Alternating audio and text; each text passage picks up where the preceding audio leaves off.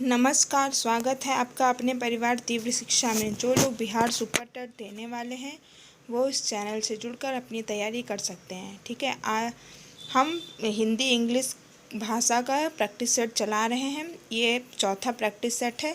इससे पहले अगर आपने 3 प्रैक्टिस सेट नहीं देखे हैं तो आप लोग प्लेलिस्ट में जाके एक बार उसे ज़रूर पढ़ लें। ठीक है, क्योंकि हम एग्ज़ाम तक ऐसे ही प्रैक्टिस सेट लाते रहेंगे जिससे आपके 5 से 6,000 क्वेश्चन आंसर तैयार हो जाएं। ठीक है, और एग्ज़ाम से पहले आप लोग इसे 2-3 बार ज़रूर रिवीजन कर लीजिए। ठीक है, अगर आपने इस प्रैक्टिस सेट को लगा लिया तो आप लोग को हिंदी इंग्लिश में पास होने से तो कोई रोक ही नहीं सकता। तो चलिए शुरू करते हैं। आज का हमारा पहला प्रश्न, झूठ मत बोलो इस वाक्य में मत कौन सा निपात है? तो ये निषेध बोधक निपात है। ठीक है, मना कर रहे हैं ना, मना करने के अर्थ में निषेध बोधक होता है। ठीक है, आगे बढ़ते हैं। तुम्हें राम के आने तक प्रतीक्षा करनी होगी, इस वाक्य में तक कौन सा निपात है? तुम्हें राम के आने तक, ये बल दिया जा रहा है ना, तुम्हें हर हाल में राम के आने तक प्रतीक्षा करनी ही होगी, है ना। तो ये नहीं, ये बलदायक निपात है। ठीक, आगे, पशु पक्षी ही अपना हित समझते हैं, इस वाक्य में ही कौन सा निपात है? तो इसमें भी बलदायक निपात है कि पशु पक्षी ही भी अपना हित समझते हैं। ठीक है, आगे, काश आज वर्षा होती। ठीक है, ये काश के बाद जो साइन लगा है ना, इस साइन को क्या बोलते हैं? विस्मयादि बोधक साइन। ठीक है, चिन्ह। तो इस वाक्य में काश कौन सा निपात है? तो ये विस्मयादि बोधक निपात है। ठीक, आगे, निपात कितने प्रकार के होते हैं? तो 9 प्रकार के निपात होते हैं, जो आपने पढ़ा ना, बलदायक निपात, विस्मयादि बोधक निपात, और एक होता है सिंपल निपात। तो इसी तरीके से निपात 9 प्रकार के होते हैं। आगे, उर्वरा शब्द के लिए वाक्यांश क्या है? उपजाऊ भूमि को हम लोग क्या बोलते हैं? उर्वरा। ठीक है, आगे, व्याकरण जानने वाला वाक्य के लिए एक शब्द क्या है? व्याकरण। ठीक है, व्याकरण जानने वाले को क्या बोलेंगे? व्याकरण। इसको लिख के प्रैक्टिस कर लीजिएगा। ठीक है, क्योंकि अगर अशुद्धि में क्वेश्चन पूछ लिया गया तो फिर दिक्कत हो जाएगी। तो इसलिए ऐसे आप लोग लिख के व्या बोलेंगे, फिर करण, व्याकरण। ठीक है, आगे, गाल बजाना का अर्थ क्या होता है? डींग हाँकना। ठीक है, आगे, अगर मगर करना का अर्थ बहाने बनाना। ठीक, आगे, शुद्ध शब्द कौन सा है? तो इसमें सच्चिदानंद लिखा हुआ है, तो सच्चिदानंद शुद्ध कैसे लिखेंगे इसकी भी आप प्रैक्टिस कर लीजिएगा। तो इसका सा डबल चा होंगे, एक आधा चा फिर पूरा चा, चा में छोटी की मात्रा, सच्चिदानंद। ठीक है, तो आगे बढ़े। शुद्ध वर्तनी वाला शब्द कौन सा है? क्वेश्चन नंबर 11, शुद्ध वर्तनी। इसमें सुसुप्ति कैसे लिखेंगे? तो सपेरा वाला सा, फिर इसके बाद षटकोर वाला सुसुप्ति। ठीक है, इसको लिख के प्रैक्टिस करिएगा, सुसुप्ति कैसे लिखेंगे। ठीक है, ये ध्यान रखिएगा।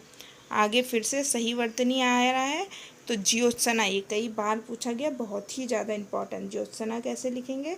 तो आधा जा, फिर यो, फिर आधा ता, आधा सा, फिर ना, ज्योत्सना। ठीक, आगे बढ़ते हैं। शुद्ध वाक्य, शुद्ध शब्द क्या है? तो संपूर्ण कैसे लिखेंगे? ठीक है, तो संपूर्ण में ऊपर बिंदी होती है, चंद्र बिंदी। ठीक है, इसी तरीके से संपूर्ण लिखते हैं, ये ध्यान रखिएगा।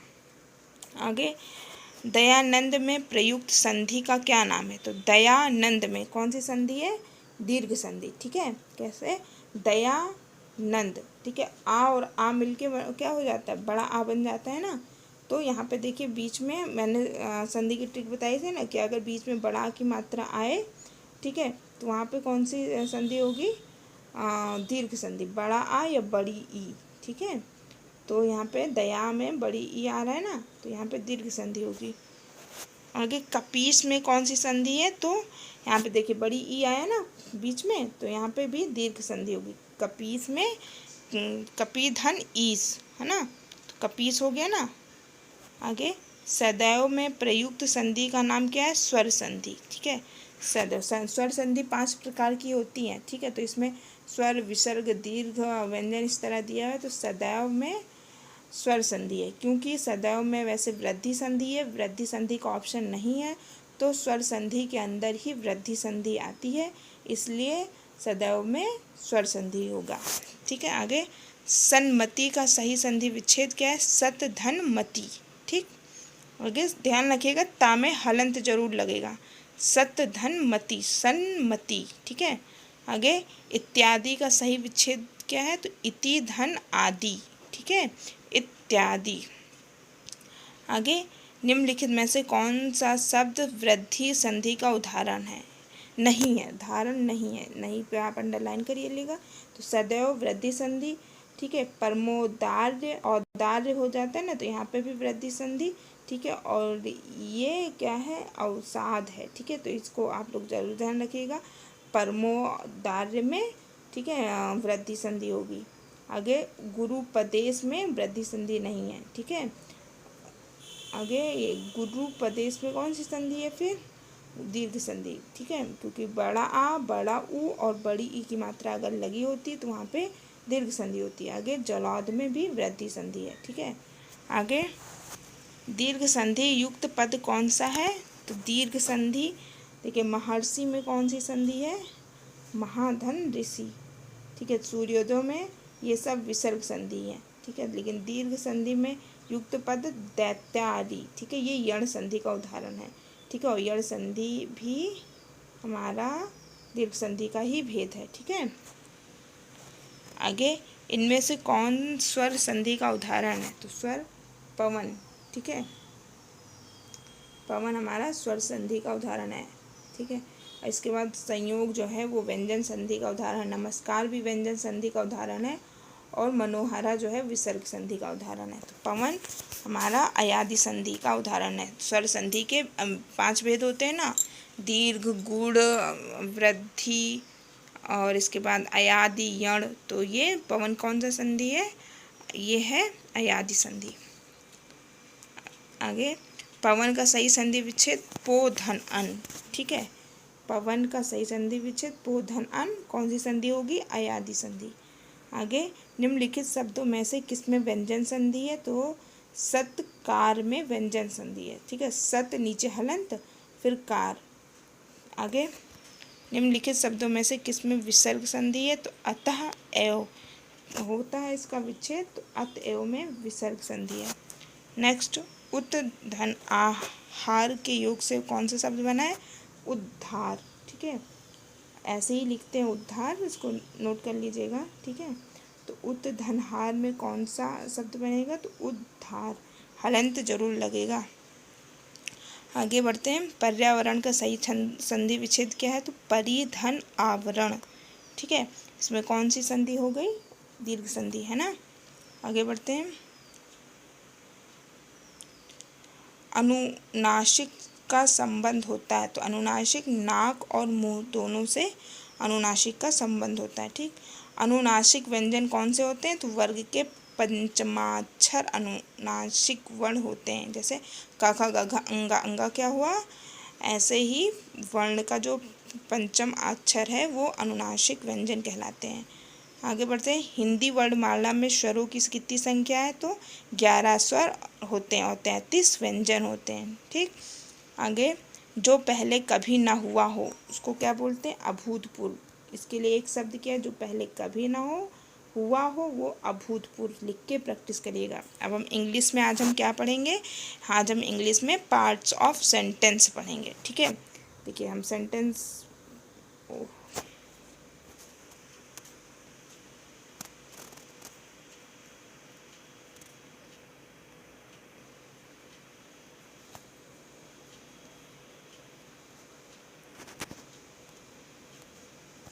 देखिए पार्ट्स ऑफ सेंटेंस में हम जो भी सेंटेंस बोलते हैं, ठीक है, वो 2 प्रकार के होते हैं, एक सब्जेक्ट एक प्रेडिकेट। सब्जेक्ट को क्या बोलते हैं, उद्देश्य, ठीक है, और प्रेडिकेट को क्या बोलते हैं, विधेय, ठीक है। ये हिंदी में भी आता है, ठीक है।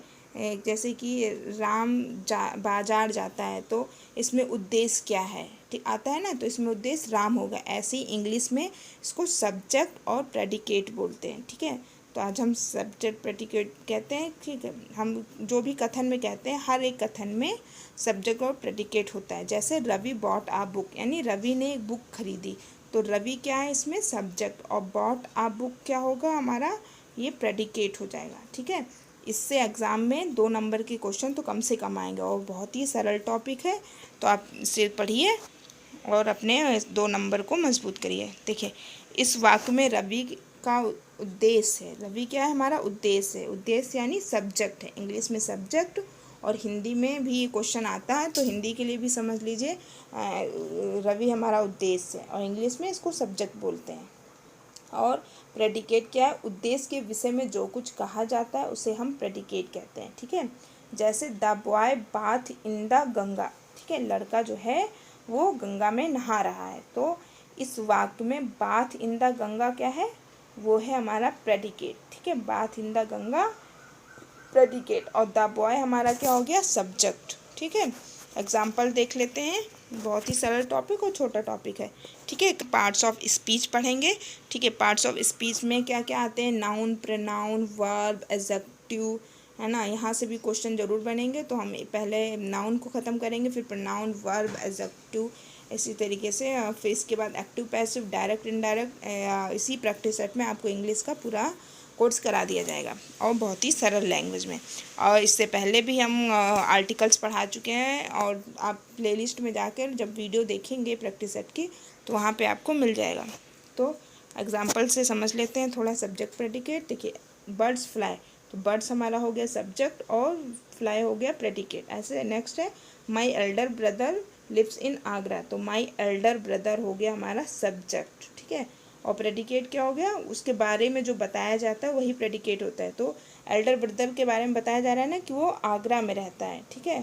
तो जो कि चीज़ सब्जेक्ट के बारे में बताया जाए उसे प्रेडिकेट कहते हैं, ठीक है। सब्जेक्ट बड़ा भी हो सकता है और छोटा भी हो सकता है, ध्यान रखिएगा। आगे देख से नेक्स्ट है there lived a rich man in my village, तो यहाँ पे सब्जेक्ट सिर्फ क्या है, देयर है, ठीक है। आगे लिव्ड यानी जहाँ से वर्ब चालू हो जाता है, ठीक है, वर्ब, वर्ब जानते हैं ना, वर्ब पहचाना, चलना, खाना, पीना, सोना, ये सब चीज़ें वर्ब होती हैं। जहाँ से वर्ब चालू हो जाता है क्रिया, वहाँ से हमारा प्रेडिकेट शुरू हो जाता है, ठीक है। तो देयर हो गया सब्जेक्ट, प्रेडिकेट क्या है, lived a rich man in my village, ठीक है। ये उस आदमी के बारे में बताया जा रहा है। नेक्स्ट है योर यंगर ब्रदर, तो यहाँ पे सब्जेक्ट होगा your younger brother is in my class, तो योर यंगर ब्रदर यानी आपके छोटे भाई के बारे में क्या बताया जा रहा है कि वह हमारी क्लास में है, तो इन माई क्लास हो गया प्रेडिकेट और योर यंगर ब्रदर ये हो गया सब्जेक्ट, ठीक है। अगला है डैट बॉय वेप्ट लाउडली, ठीक है, तो यहाँ पे डैट बॉय ये सब्जेक्ट हो गया, वेप्ट हमारा देखिए वर्ब होता है ना, तो वर्ब से जहाँ भी वर्ब चालू हो जाए वहाँ से हमारा प्रेडिकेट हो जाता है, ठीक है। तो वेप्ट लाउडली, ठीक है, ये हो गया प्रेडिकेट। तो उम्मीद करते हैं आपको सब्जेक्ट प्रेडिकेट समझ में आ गया हो। वीडियो को लाइक, सब्सक्राइब और शेयर ज़रूर कर दें। धन्यवाद।